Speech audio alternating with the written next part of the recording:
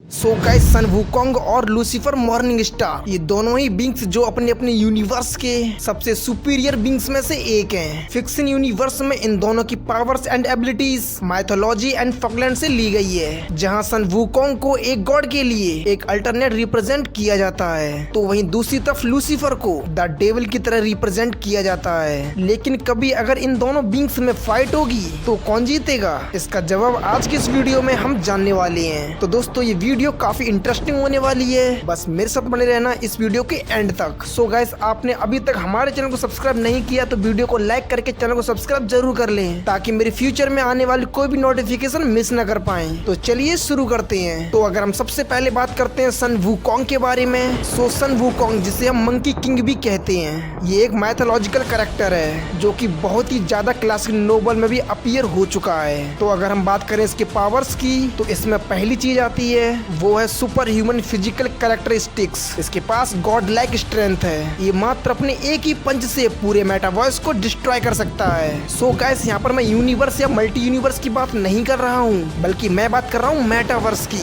जो इन दोनों से काफी ज्यादा सुपीरियर है। इसके अलावा सन वुकोंग की जो स्पीड है वो इतनी ज्यादा है कि वो उसे ओमनी प्रेजेंट बना देती है। सो गाइस, बस इतना ही नहीं, अगर मैं इसकी सारी पावर्स को गिनाने के लिए बैठूं तो इसकी पावर्स बहुत ज्यादा हैं। जैसे कि इसके पास है एनर्जी एंड लाइट मैनिपुलेशन, ये पूरी तरीके से लाइट और एनर्जी को मैनिपुलेट कर सकता है। ये फ्लाई यानी उड़ भी सकता है, ये ज्यूस की तरह शेप भी शिफ्ट कर सकता है, ये अपनी साइज को इंक्रीज या डिक्रीज कर सकता है, ये अपने क्लोज को क्रिएट कर सकता है, एंड ये किसी भी टाइप के मैजिक से रेजिस्टेंट है, यानी इस पर किसी भी मैजिक का कोई असर नहीं होगा। वो गायब भी हो सकता है, टेलीपोर्ट भी हो सकता है और पोर्टल भी क्रिएट कर सकता है। ये मौसम और हवा को पूरी तरह कंट्रोल कर सकता है, ये हवा, पानी, हर तरीके के एलिमेंट से रेजिस्टेंट है। इसके अलावा ये एक इमोर्टल बीइंग्स है, यानी इसे मारा नहीं जा सकता। ये इल्यूजन भी क्रिएट कर सकता है, दूसरों को माइंड को कंट्रोल कर सकता है, और तो और ये टाइम को भी पूरी तरह कंट्रोल कर सकता है। इसके अलावा इसके इंटेलिजेंट की कोई सीमा नहीं, इसके पास हर चीज की जानकारी है। सो गाइस, इतना ही नहीं, वुकोंग के पास और भी कई सारी पावर्स एंड एबिलिटीज है, जिसे अगर मैं एक ही वीडियो में बताने के लिए बैठूं तो ये वीडियो काफी बड़ी हो जाएगी। इसके अलावा इसके पास कई डिफरेंट टाइप ऑफ वेपन्स हैं, जिसमें से उसका सबसे पहला वेपन आता है वो है रुई जंगू वांग। ये इसकी एक मैजिकल गोल्डन रॉड है, और इसी वेपन का यूज सन वुकोंग अपने हर बैटल में करता है। इसका जो वेपन है वो अपने बिल्डर के हिसाब से सेफ शिफ्टिंग कर सकता है, ये इस वेपन के साइज को घटा या फिर बढ़ा सकता है। इसके अलावा सन वुकोंग अपने सिर के एक बाल से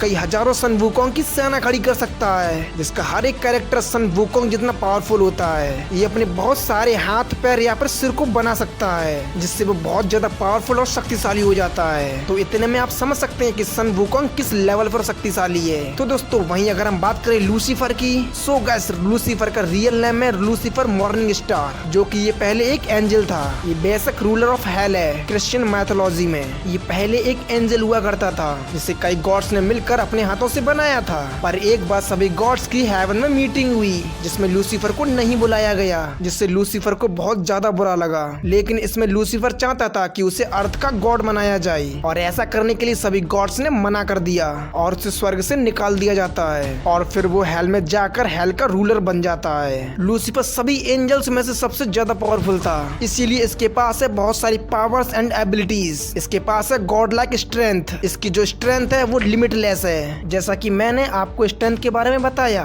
वैसे इसकी स्पीड भी लिमिटलेस है, ये उड़ भी सकता है, ये किसी भी हथियार के वार को आसानी से झेल सकता है, यानी ये काफी ड्यूरेबल है। इसको हानि पहुंचाने के लिए डिवाइन वेपन का यूज करना पड़ता है, और तभी इसको हराया जा सकता है। और अगर इसे घायल कर भी दिया जाए तब भी इसके पास रीजनरेशन की भी एबिलिटीज है, ये अपने आप को तुरंत हील कर लेता है। इसके पास कॉस्मिक अवेयरनेस भी है, यानी मल्टीवर्स में जो कुछ भी चल रहा है वो सब देख सकता है। लूसीफर को हर चीज की नॉलेज है, ये भी दूसरे के माइंड को कंट्रोल कर सकता है, ये किसी के भी थॉट को कंट्रोल कर सकता है, ये किसी भी डायमेंशन में आसानी से ट्रेवल कर सकता है, एंड ये मरे हुए इंसानों को पुनः जीवित कर सकता है। और तो और इसे अर्थ की सारी कॉम्बैक्ट आती हैं, इसीलिए इसे हैंड टू हैंड कॉम्बैक्ट में कोई नहीं हरा सकता।